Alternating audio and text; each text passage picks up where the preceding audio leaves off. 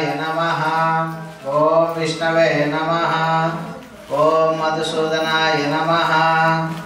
ఓం త్రివిక్రమాయ నమః. ఓం వామనాయ నమః. ఓం శ్రీధరాయ నమః.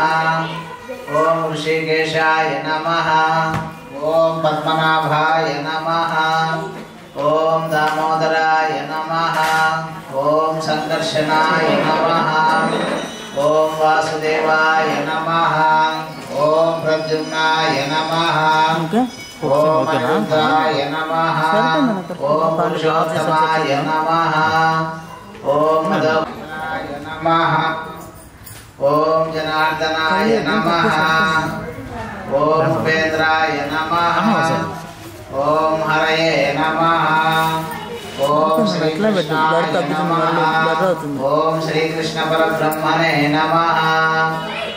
స్వస్తి శ్రీ చాంద్రమానేనస్య ప్రభువాది షష్ఠి సంవత్సరానాం మధ్యే శ్రీమతి శ్రీ శార్వరీ నామ సంవత్సరే మార్గశిర మాసే బహుళపక్షే ప్రతిపత్యమ్యాం వాసరః వాసరస్తో సౌమ్యవాసరయుక్తానాం शुभ नक्षत्र शुभ योग शुभ कर्ण एवं फल विशेषण विशिष्टायां अश्याम शुभ दिनौ सकल देवात्मक श्री श्री श्री गणपति सच्चिदानंद समर्थ सद्गुरु आज्ञानुसारेण श्री ब्रह्म विष्णु महेश्वर स्वरूप श्री तिम दत्तात्रेय स्वामी संपूर्ण कृपा कटाक्षित्यर्थं यथाशक्ति प्रातः कालाराधनं पंचामृताभिषेकं स्नापन तिरुमंजनं पूजा तैलाभिषेकं श्री दत्त होमं करिष्यामि नमः. ओम गुरुदेव विशेषण विशिष्टायां అశ్యాం శుభదిదో యజమాన శుభోద్భవస్య. అందరూ స్వామిని చూసి నమస్కారం చేసుకోండి, పలకండి. మమ సహ కుటుంబానాం క్షేమ స్థైర్య ధైర్య విజయ అభయ ఆయు ఆరోగ్య ఐశ్వర్య అభివృద్ధ్యర్థం ధర్మార్థ కామ మోక్ష చతుర్విధ ఫల పురుషార్థ సిద్ధ్యర్థం మమ సహ కుటుంబ అష్టైశ్వర్య సిద్ధ్యర్థం మమ సహ కుటుంబ ఆదిత్యాది నవగ్రహ దోష పరిహారార్థం మమ సహ కుటుంబ ఇహ జన్మనే గత జన్మనే జన్మ జన్మాంతర సకల పాప సకల దోష పరిహారార్థం శ్రీ సద్గురునా ఆజ్ఞానుసారేణ బ్రహ్మ విష్ణు మహేశ్వర స్వరూప శ్రీతిం దత్తాత్రేయ స్వామి సంపూర్ణ కృపా కటాక్ష సిద్ధ్యర్థం యథాశక్తి ఆచార్యముఖేన శ్రీ తిం దత్తాత్రేయ స్వామి పంచామృతాభిషేకం స్నపన తిరుమంజనం తైలాభిషేకం శ్రీ దత్త హోమం కరిష్యామి నమః. మీ ఇంటి దేవుని నమస్కారం చేసుకోండి. మొట్టమొదటిసారిగా మన కులదైవాన్ని మర్చిపోకూడదు.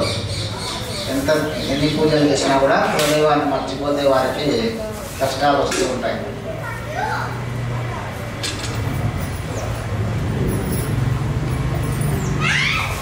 ఒక 5 నిమిషాలు దత్తప్రభు గురించి చెప్తానండి. దత్తాత్రేయ స్వామి అంటే సప్త ఋషులు పేరు విన్నారా? సప్త ఋషులు తెలుసు కదా. కాబట్టి అద్రి మహర్షి తర్వాత ఇట్లా 7 మంది ఋషులు ఉన్నారన్నమాట. ఆ ఋషులకు బ్రహ్మదేవుడు సృష్టి అన్నమాట. మొట్టమొదటిసారిగా బ్రహ్మదేవుడు మానవాళిని సృష్టించేటప్పుడు సనక సనందనాలను సృష్టించాడు. సనక సనందనాలు వాళ్ళు కూడా 7 మందే 8 మంది అనుకుంటా. ఆ సనక సనందనాలు వాళ్ళు బ్రహ్మ సృష్టి చేసిన వెంటనే వారు ఇట్లా గర్భశాపం పట్టుకొని జపాన్కి వెళ్ళిపోయినారు. పిలిచినా ఆగలేదన్నమాట. ఎందుకంటే ఆయన చెప్పే పని ఆ మహర్షులకు పుడతానే పెద్దవాళ్ళు అయిపోయినారు. ఆ మహర్షులు అర్థమైపోయింది బ్రహ్మదేవుడు మమ్మల్ని ఏమడుగుతాడు అని. మీరు వివాహం చేసుకుని భూలోకంలో మానవులందరినీ ఉద్ధరింపజేయండి, మానవాళ్ళని ఏర్పాటు చేయండి. అంతకుముందు కులాలు లేవు, మనుషులే లేరు. దాదాపు మన దత్తాత్రేయ స్వామికి 7,000 దివ్య సంవత్సరాల వయసు. 7,000 కోట్ల దివ్య సంవత్సరాల స్వామి వయస్సు. మనము మహా అంటే మిగతా వేరే వారిని మనం విమర్శించకూడదు. మహా అంటే 2,000 సంవత్సరము 3,000 సంవత్సరాల క్రితం వల్లే వాళ్ళంతా. మన హిందూ మతము ఎప్పుడు మొదలైంది అనేది చెప్పలేము. కొన్ని మన వంశస్థుల్లోనే పట్టుకోడు ఎవరైనా తెలుసా? మన పూర్వీకుల్లో మన అబ్బా వాళ్ళ నాయన వరకు మాత్రమే తెలుసు మనకు. మన వంశమే మనకు తెలియదు. ఇంకా వాళ్ళు ఎలా లెక్కిస్తారు మన హిందూ మతం గురించి? హిందూ మతం అనేది మన హిందువులు మనము ఎప్పుడు అంతమో ఎప్పుడు ఆదో ఎవరికి తెలియదు. వాళ్ళది మటుకు మిగతా వారిది మనం ఖచ్చితంగా చెప్పవచ్చు, అలాంటి టైంలో ప్రారంభమైంది అని. కానీ మన హిందూ మతము మన అబ్బా నాయనే మనకు గుర్తులేడు. వాళ్ళ నాయన ఎవరో ఎలా స్టార్ట్ అయిందో కదా. కాబట్టి మన హిందువుల యొక్క గొప్పతనం ఏమిటంటే ఎవరిని విమర్శించాం మనం. నలుగురితో నారాయణ అంటాం కదా. ఆ సద్భావం అనేది మిగతా ఎవ్వరికీ ఉండదు. మన హిందూ మతంలో ఉన్నంత సద్భావము, సహనము, వాడి కర్మ వాడు అనుభవిస్తాడు, వాడి పాపాన్ని వాడు పోతాడు కదా. మనకు కర్మ సిద్ధాంతం అనేది ఏర్పడింది అన్నమాట. తర్వాత బ్రహ్మదేవుడు ఆలోచించాడు ఎట్లరా మళ్ళీ అనేసి సప్త ఋషులను ఆ బ్రహ్మదేవుడు సృష్టించాడు. మనస్సంకల్పంతోనే పుడతారు, పండ్లు ఇచ్చినా పుడతారు. భార్యాభర్తల సంబంధం అవసరమే లేదు దేవతలకు. మనస్సంకల్పంతో అట్లంటేనే పుట్టేస్తారు. కళ్ళతో బాగా చూస్తే వ్యాస మహర్షి కళ్ళతోనే పాండురాజును ధృతరాష్ట్రుని వాని కళ్ళతో దివ్యులతోనే పుట్టించేసినాడు. విదురుణ్ణి కూడా పుట్టించాడు కదా. పెద్దవాళ్ళైతే వాళ్ళకు తెలిసిండదు ఇష్టవీళ్ళని. అంటే ఎంత శక్తి ఉండొచ్చు వారికి మనిషిని తగలకుండానే.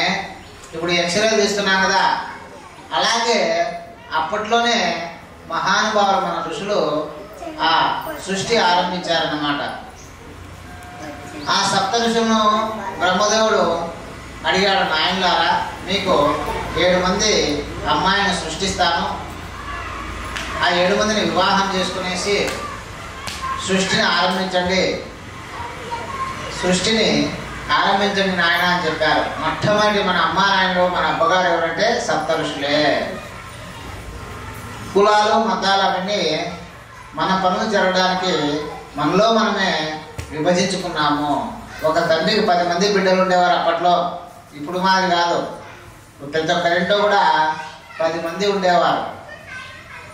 ఆ 10 మంది ఒకడు బండరాముడు మాది ఉంటే బాగా ముద్దుగా ఉంటే రేపు వ్యవసాయానికి పోరా, వాడు వ్యవసాయదారుడు. ఇంకొకడు ముద్దుగా నిద్రపోతుంటాడు, బద్ధకస్తుడు ఉంటాడు కదా, వాడిని వేరే పని కుండలు తయారు చేయకురా, ఏదో పడిపించున్నాను.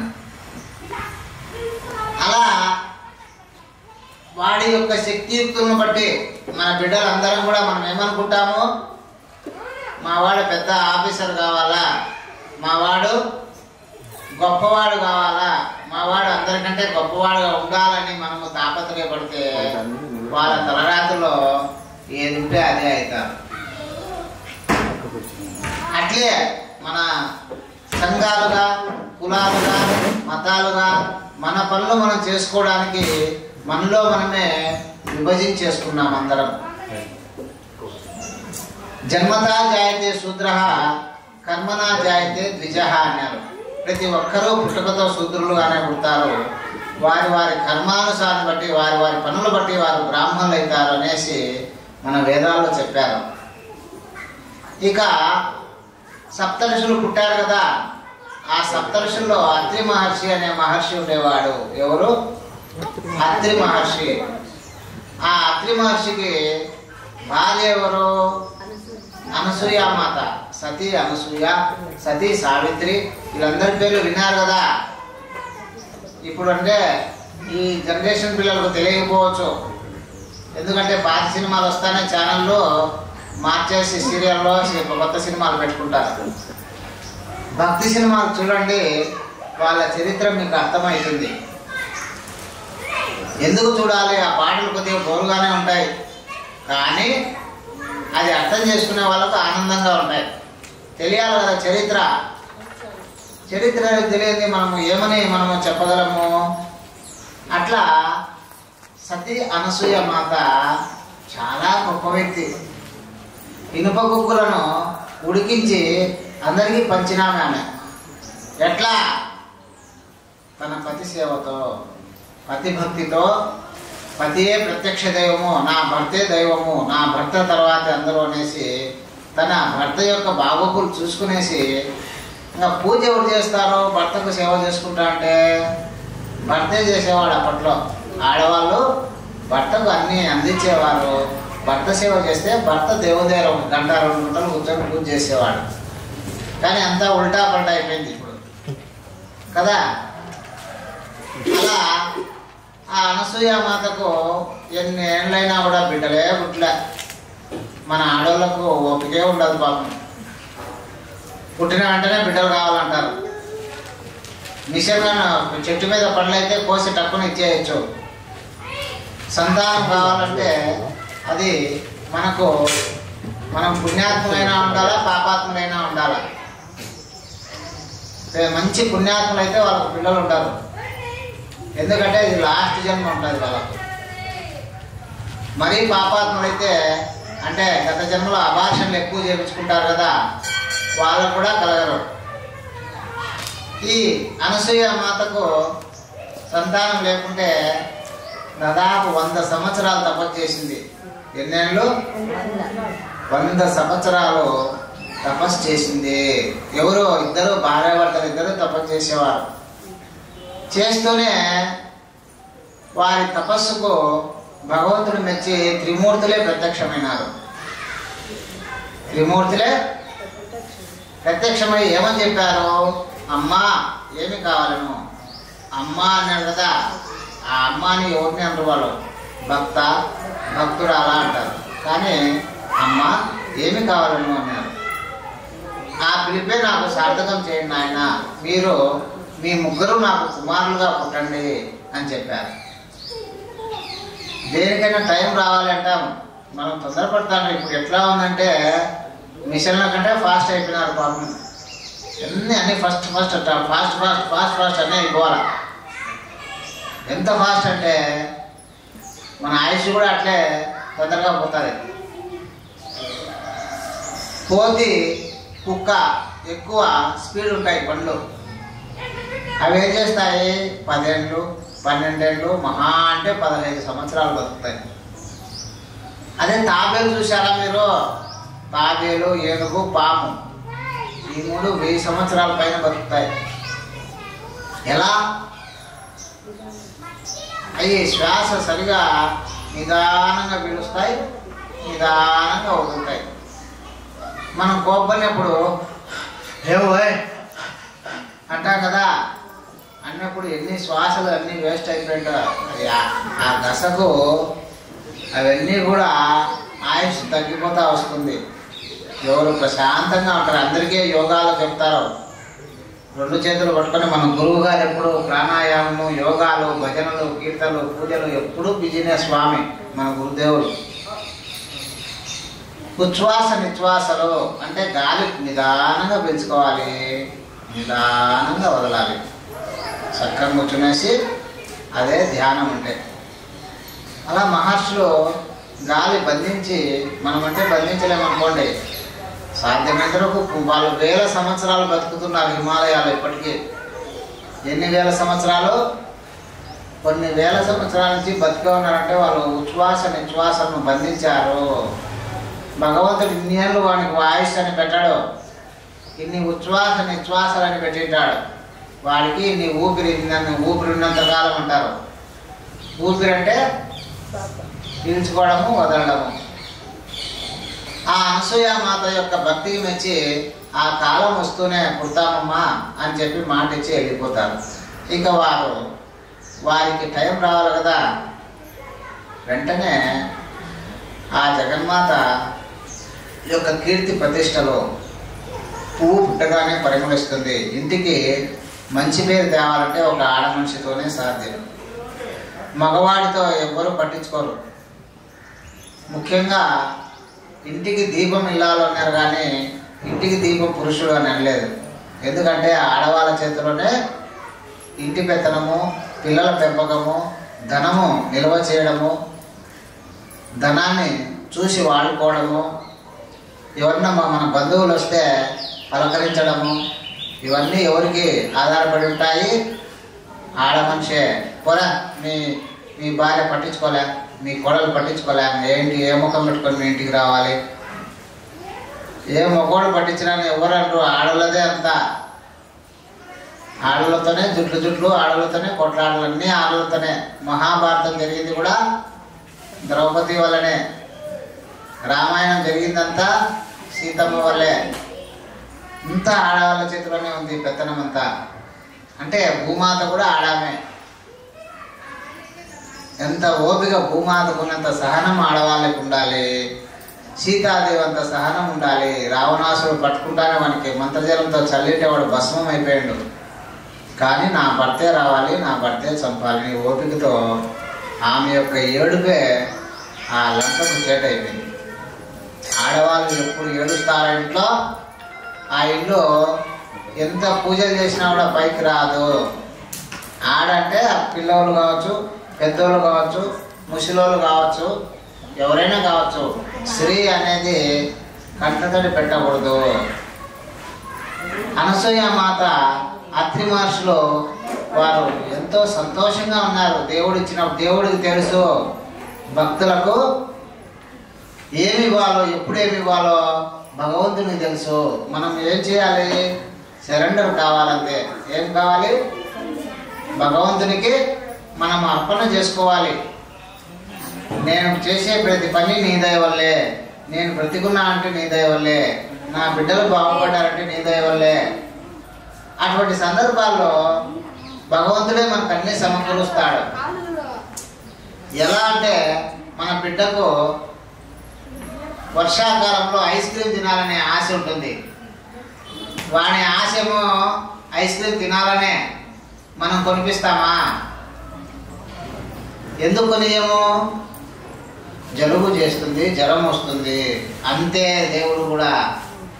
మనం నమ్మే దేవుడు ఎవరైనా కావచ్చు, ఏ పేరైనా దేవుడు ఏకం అనేకం అనుకున్నాడు భగవంతుడు. ఏకం అనేకమైంటో కాక నేనే అనేక. కృష్ణ పరమాత్ముడు 16,000 మంది గోపికల దగ్గర 16,000 కృష్ణుడు అయిపోయినాడు. మరి చూడండి, ఏకం అనేకం అది వాళ్ళకే సాధ్యము. ఎందుకంటే అమృతం తాగారు కాబట్టి వాళ్ళు చిరంజీవులు. మన మహా అంటే 80, 90, 100 లాస్ట్.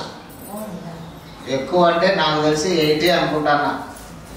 90, 100 కూడా మన టికెట్లు ఉండవేమో అనుకుంటాను. కానీ దేవుడు నిరంతరం ఉంటాడు. ఆయన ఎప్పటికీ ఉంటాడు. ఎన్ని యుగాలు మారినా ఈ దేవాలయం ఎప్పటికీ ఉంటుంది. పూజారులు మారచ్చు, ట్రస్టీస్ మారచ్చు, వాచ్మెన్లు మారచ్చు. దేవాలయం ఎక్కడికైనా పోతుంది. భక్తులు కూడా మారచ్చు. దేవాలయము పర్మనెంట్. ఇంకా శిథిలం అయిపోతే జీర్ణోద్ధరణ జరుగుతుంది. ఇంకా డెవలప్మెంట్ చేస్తారు బాగా. కానీ పర్మనెంట్ భగవంతుడే. ఆ విధంగా అనసూయ మాతకు ఆమె కీర్తి ప్రతిష్టలు విని ఈ నారద మహర్షి ఆ విధంగా ముల్లోకాల్లో ఉండే అమ్మగారికి చెప్పినాడు. ఎవరికి? లక్ష్మి, సరస్వతి, పార్వతి. అమ్మ అమ్మ మీకేమి సాటిరాదు తల్లి, ఆ మహానుభావురాలు అనసూయ మాత భూలోకంలో బ్రహ్మ సృష్టి చేసినాడు ఆయన. ఆహా ఆహా ఏమి ఏమి ఆమె భక్తి. ఆహా అనే కొద్దీ మనకు ఆడలో కోపం వస్తూ ఉంటుంది. భార్య ఎటువంటిదైనా కూడా భర్త వేరే స్త్రీని పొగిడినా కూడా ఏ స్త్రీ భరించలేదు. భర్త ముందర ఇంకొక మగవాన్ని ఎవరన్నా భార్య పొగిడిందంటే భర్త సహించలేడు. అది ఎందుకో భగవంతుడు అట్లా పెట్టినాడు సృష్టి. అట్లా ఆమెను పొగిడేసరికి ఏమైంది? నేను పరీక్ష చేయాలనే వాళ్ళను. ఒక మానవకంత అంత భక్తురాల. మానవుడే మహనీయుడు. కృషితో నాస్తి దుర్భిక్షం. మనమే కృషి ఉంటే మనుషులు ఋషులు అవుతారు, మహాపురుషులు అవుతారని మనం గేరచిత కూడా మనం వినే ఉంటాము. వాళ్ళందరూ ఎవరు? మనుషులే. మునీశ్వరుడు ఎవరు? మనుషులే. రాముడు ఎవరు? మనిషే. కృష్ణుడు ఎవరు? మన మానవ అవతారం ఎత్తిన వాళ్ళే. కానీ వాళ్ళ జన్మను సార్థకత చేసుకున్నారు. మన వంశమాల గురించి చెప్పుకోవాలంటే ఏమన్నా ఉన్నాయా? ఆస్తులు ఉంటే మనం తింటాము, మనం అమ్ముకుంటాం, మనం చేసుకుంటాం. కానీ కీర్తి ప్రతిష్టలు అనేది అబ్బా ఆ కుటుంబం భలే బతికిందిరా ఒకప్పుడు. వాళ్ళ కుటుంబంలో వాళ్ళని చూసి నేర్చుకోవాలరా మన బిడ్డలు కూడా. ఎంత ఐకమత్యంగా ఉంటారు అన్నదమ్ములు కానీ పిల్లలు కానీ. వాళ్ళ కుటుంబం ఎంత బాగుంటుందిరా అని మన గురించి తరతరాలు చెప్పుకోవాలి. డబ్బు అందరినీ విడగొడుతుంది. పూర్వకాలంలో మంచితనానికి విలువ ఉండేది, డబ్బుకు ప్రాముఖ్యత ఉండేది కాదు. డబ్బు అవసరమే, కానీ డబ్బు మనల్ని ప్రాణాలు నిలబెట్టదు. జయలలితమ్మ తమిళనాడు ముఖ్యమంత్రి గారు బంగారు చెప్పు దొరుకుతూ తిరిగేది. అక్కడ హాస్పిటల్లో వేస్తానే, అపోలోనో యశోదనో వేస్తానే ఆమె బతికిందా? ఆమె డబ్బు కాపాడిందా? అంతా పొరలపాలైపోయింది. డబ్బు అవసరం సంసారానికి, భార్య పిల్లలకు. మనకు ఎంత అవసరమో అంతే అవసరము. తిండి కూడా అవసరమే. ఎంత తింటామో అంతే తినాలి. కడుపుంది కదా అని తోస్తే ఏమవుతుంది? అరగదు. డబ్బు కూడా అంతే. మనకు అవసరాలకు డబ్బు ఒక ఆయుధంగా పెట్టుకోవాలి, కానీ డబ్బే జీవితం ఉండకూడదు. డబ్బు సీతాకోక చిలుక వంటిదని ఒక ఆయన చెప్పాడు.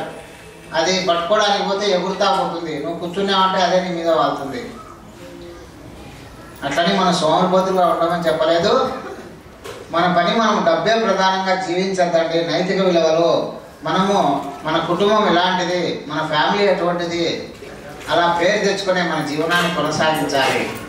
ఆ అనసూయ మాతను పరీక్షించాలని లక్ష్మీ, సరస్వతి, పార్వతి వారు వచ్చేసి వారు పరీక్ష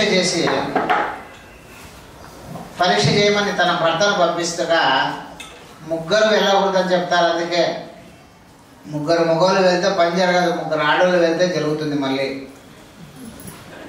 బ్రహ్మ విష్ణు మహేశ్వరులు ముగ్గురు పరీక్ష చేయడానికి పోతారు. ఎవరిని? అనసూయ మాతను. ఏమని పోతారు? మహాపతివ్రత అంటున్నారే, ఆమె చెక్ చేసిరా నేనే ఆ విధంగా పంపించడంతో ఆ జగన్మాత చూస్తుంది. ఆ జగన్మాత దగ్గరికి వెళ్ళి భవతి భిక్షాందేహి అంటారు. అన్న వెంటనే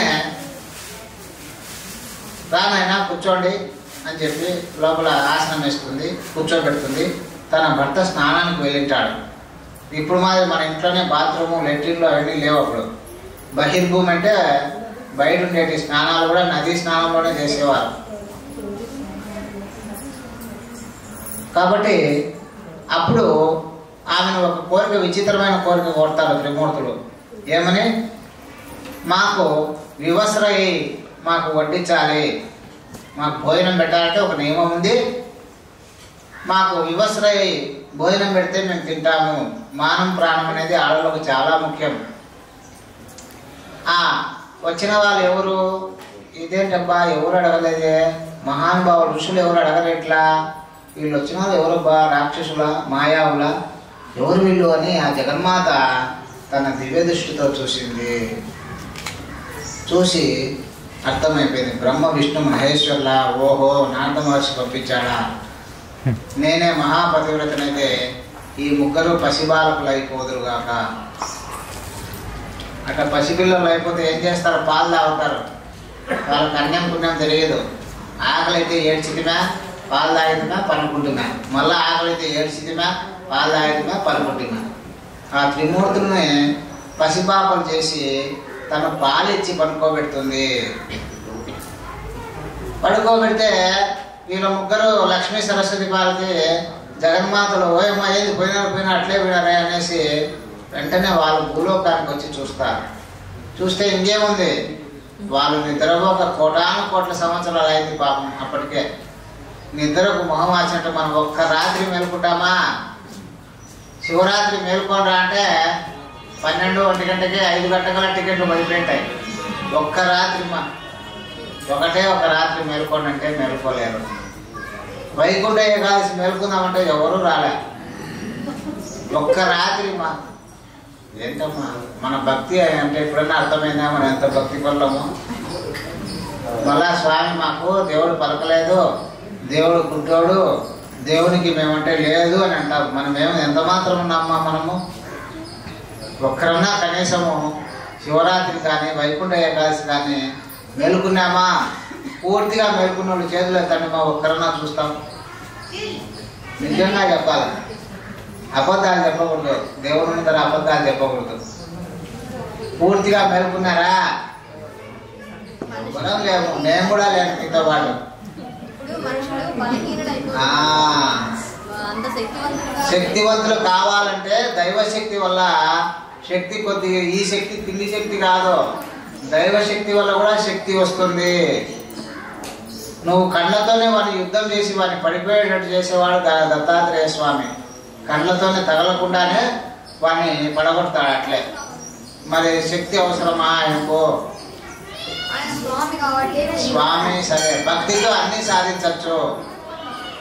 మీరాబాయి చేయాల్సిన పని కృష్ణ పరమాత్ముడు చేసినాడు అన్ని పనులు. అంటే మనకు భక్తి లేదు, టైంపాస్ భక్తి అంతా మనకు. నా బిడ్డలు బాగుండాలా, నా కొడుకు ఉద్యోగం కావాలా, నాకు సిరి సంపదలు కావాలా, ఇవే కోరికలతోనే. ఆ కోరికలు అనేది అంతు లేదు. ఆ కోరికల వల్ల ఏమవుతున్నాం మనము? మళ్ళీ జన్మెత్తుతున్నాం. ఎవడు కోరికలు లేకుండా అంత్యకాలంలో మరణకాల సమయంలో ఎవరికి కోరికలు లేవో వాడే స్వర్గానికి అర్హుడు.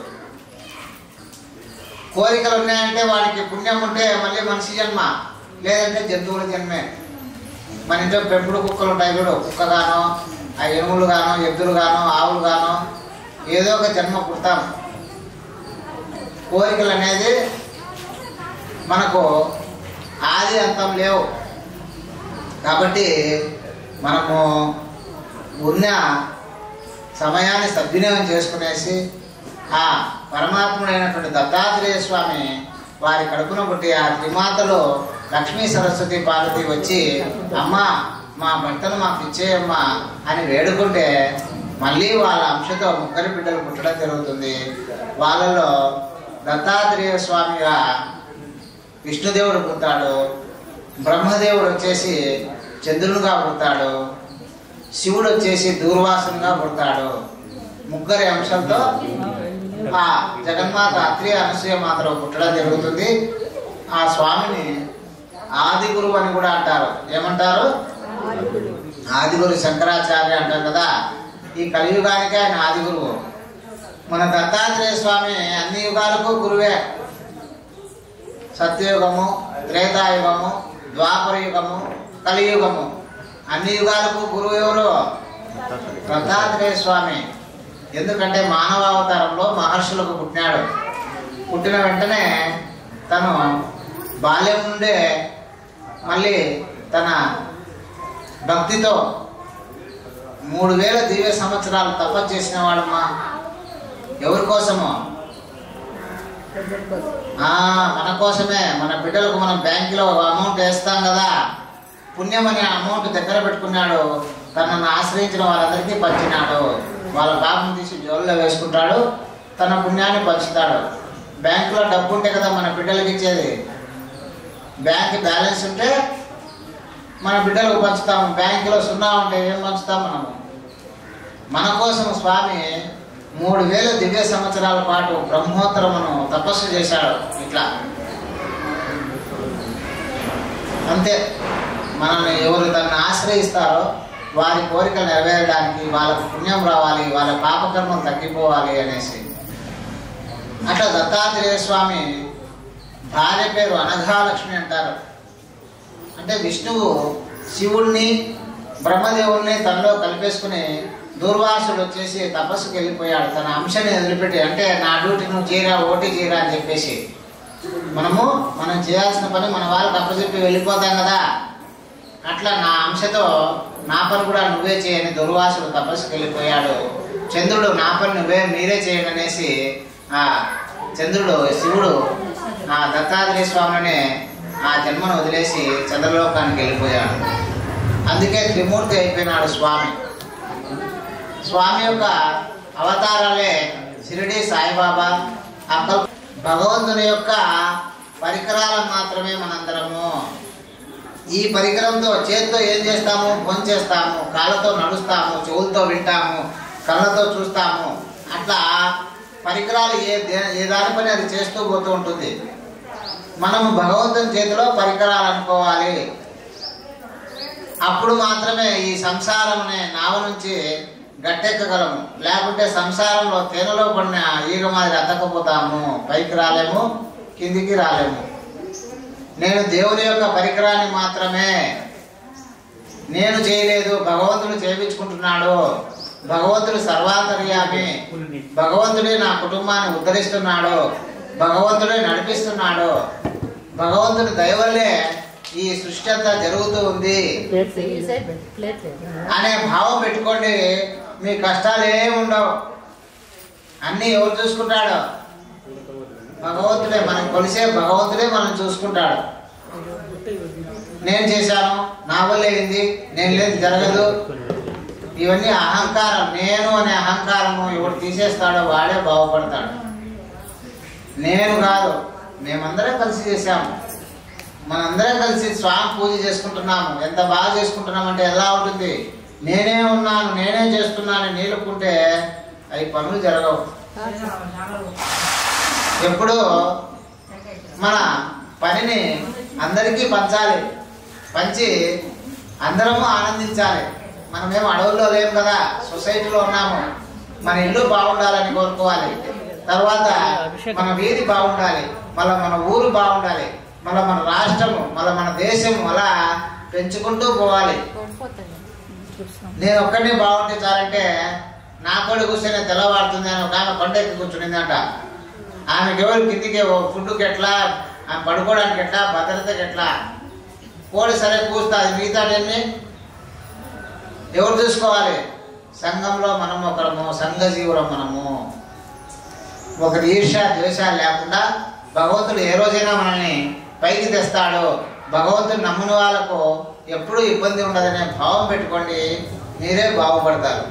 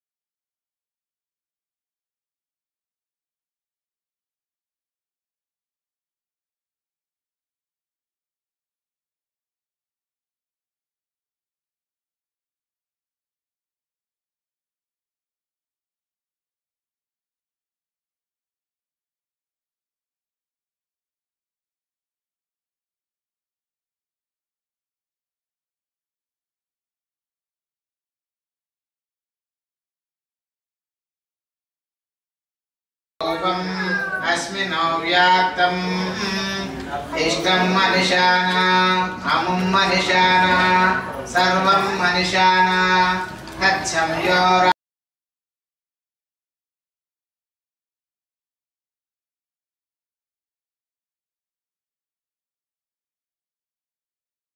स्वस्तिर्मानुषेभ्यः ऊर्ध्वं जिगातु वेषजं शन्नो अस्तु द्विपदे शं चतुष्पदे ఓం శాంతి శాంతి శాంతి. అందరూ ఓం గ్రామ్ దత్తాత్రేయాయ నమః అనుకుంటున్నారా? చంద్ర అనుకోవాలి నాయన. ఓం గ్రామ్ దత్తాత్రేయాయ నమః అనుకునే వాళ్ళకు ఈరోజు మీ కష్టాలన్నీ తొలగిపోవాలి. ఈ రోజుతో మీ బాధలన్నీ తొలగిపోయి మీ అందరూ సుఖ సంతోషాలతో ఉండాలి. మీ భక్తే మిమ్మల్ని కాపాడుతుంది. భగవంతుడు ఎప్పుడు భక్త సులభుడు. ఓం సహస్రశీర్షం దేవం విశ్వాక్షం విశ్వశంభువం విశ్వం నారాయణం దేవమక్షరం పరమం పదం విశ్వతపరమాన్నిత్యం విశ్వం నారాయణగుం హరిం విశ్వమేవేదకం పురుషస్వద్విపముపజీవతి పతిం విశ్వస్యాత్మేశ్వరగుం శాశ్వతగుం శివమచ్యుతం నారాయణం మహాజ్ఞేయం విశ్వాత్మానం పరాయణం నారాయణ పరో జ్యోతిరాత్మా నారాయణ పరః నారాయణ పరం బ్రహ్మ తత్వం నారాయణ పరః నారాయణ పరో ధ్యాతా ధ్యానం నారాయణ పరః యచ్చ కించిత్ సర్వం దృశ్యతే శ్రూయతేపి వా అంతర్బహిశ్చ తత్సర్వం వ్యాప్త నారాయణ స్థితః అనంతమవ్యగం కవిగుం సముద్రేంతం విశ్వశంభువం పద్మకోశ ప్రతీకాశకం హృదయం చాప్యదోముఖం అధో నిష్టావితస్యాంత్యేనాభ్యాముపరితిష్టతి జ్వాలమాలాకులం భాతి విశ్వస్యాయతనం మహత్ సంతతకం శిలావిస్తులం పద్యాకోశ సన్నిభం తస్యాంతే శుశిగం సూక్ష్మం తస్మిన్ సర్వం ప్రతిష్ఠితం తస్య మధ్యే మహానగ్నిర్విశ్వార్చిర్విశ్వతోముఖః శోభ్రపుష్పవిజంతష్టన్నాహారమజలకవిః ఈర్యగూర్ధ్వమదస్యాయీరస్య సంతతా సంతావేతి స్వం దేహమాపాదమస్తకః తస్య మధ్యే వహ్నిశిఖా అనియోర్ధ్వా వ్యవస్థితః నీలతో యదమధ్యస్థా విద్రుల్లేవేవ భాస్వరా నీవారశోకపత్తం పీతాభాస్యనూపమా పీతాభాస్యనూపమా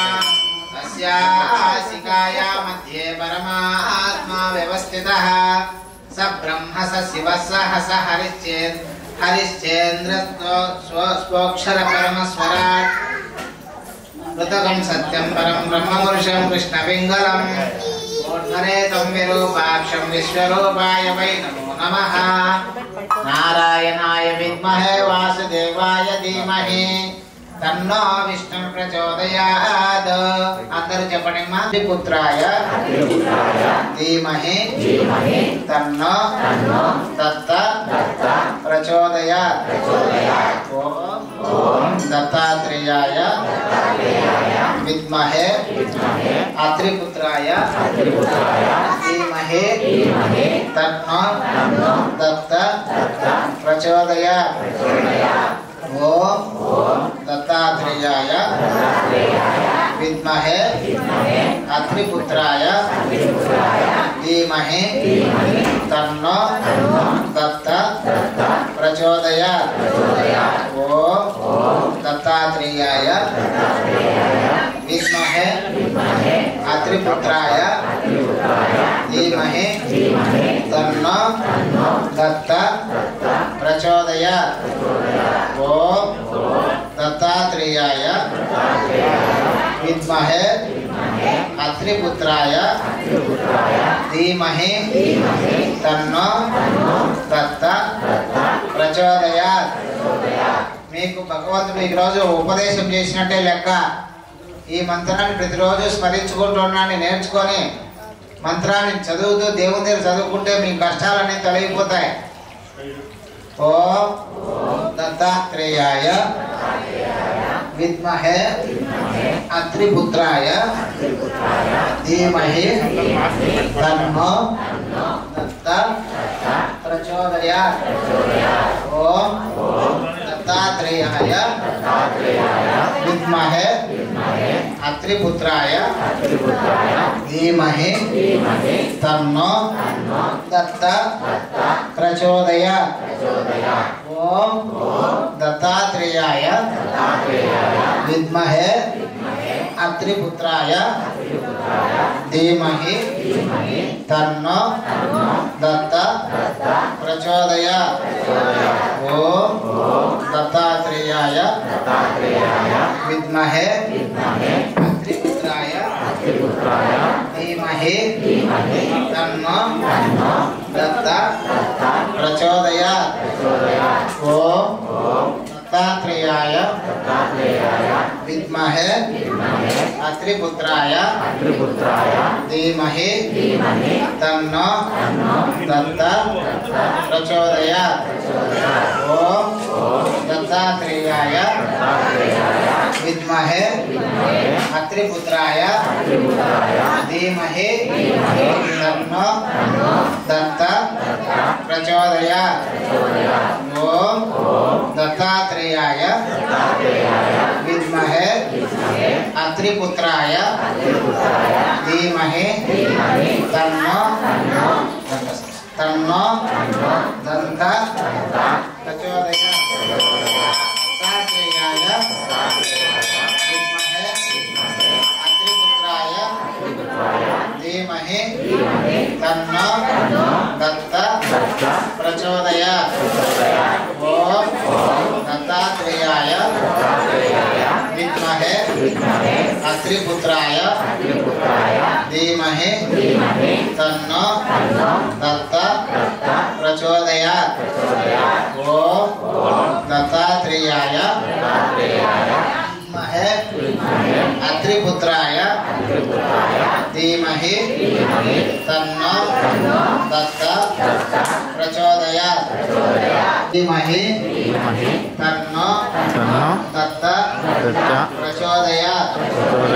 ओम दत्तात्रेयाय विद्महे अत्रिपुत्राय धीमहि तन्नो दत्तः प्रचोदयात्। ओम दत्तात्रेयाय विद्महे अत्रिपुत्राय धीमहि तन्नो दत्तः प्रचोदयात्। दत्तात्रेयाय विद्महे अत्रिपुत्राय धीमहि तन्नो दत्तः प्रचोदयात्। ओम दत्तात्रेयाय विद्महे अत्रिपुत्राय धीमहि तन्नो दत्तः प्रचोदयात्। क्लास తీసుకొని మీ ముఖ బింబం చూడండి మా సుబ్రహ్మణ్య రెడ్డి గారు మా భారతమ్మ గారు సునీతమ్మ రాణి లైన్ లో ఉండండి। ఓం दत्तात्रेयाय विद्महे अत्रिपुत्राय धीमहि तन्नो दत्तः प्रचोदयात्। ओम दत्तात्रेयाय विद्महे अत्रिपुत्राय धीमहि तन्नो दत्तः प्रचोदयात्। మీ ముఖబింబం చూసుకోండి, మీ ముఖం ప్రతిబింబం చూసుకొని వేయండి। తైలాభిషేకంలో మీ ముఖం చూసుకొనేసి మా కర్మదోషాలన్నీ పువ్వాల స్వామిని నమస్కారం చేసుకొని వేయండి। ఓం దత్తాత్రేయాయ విద్మహే అత్రిపుత్రాయ धीमहि तन्नो दत्तः प्रचोदयात्। ओम दत्तात्रेयाय विद्महे अत्रिपुत्राय धीमहि तन्नो दत्तः प्रचोदयात्। ओम दत्तात्रेयाय विद्महे अत्रिपुत्राय धीमहि तन्नो दत्तः प्रचोदयात्। ओम दत्तात्रेयाय विद्महे अत्रिपुत्राय धीमहि तन्नो दत्तः प्रचोदयात्। ओम दत्तात्रेयाय विद्महे अत्रिपुत्राय धीमहि तन्नो दत्तः प्रचोदयात्। ओम दत्तात्रेयाय विद्महे अत्रिपुत्राय धीमहि तन्नो दत्तः प्रचोदयात्। ओम दत्तात्रेयाय विद्महे अत्रिपुत्राय विद्महे अत्रिपुत्राय धीमहि तन्नो दत्तः प्रचोदयात्। ओम दत्तात्रेयाय विद्महे अत्रिपुत्राय धीमहि तन्नो दत्तः प्रचोदयात्। दत्तात्रेयाय विद्महे अत्रिपुत्राय धीमहि तन्नो दत्तः प्रचोदयात्। ओम दत्तात्रेयाय विद्महे अत्रिपुत्राय धीमहि तन्नो दत्तः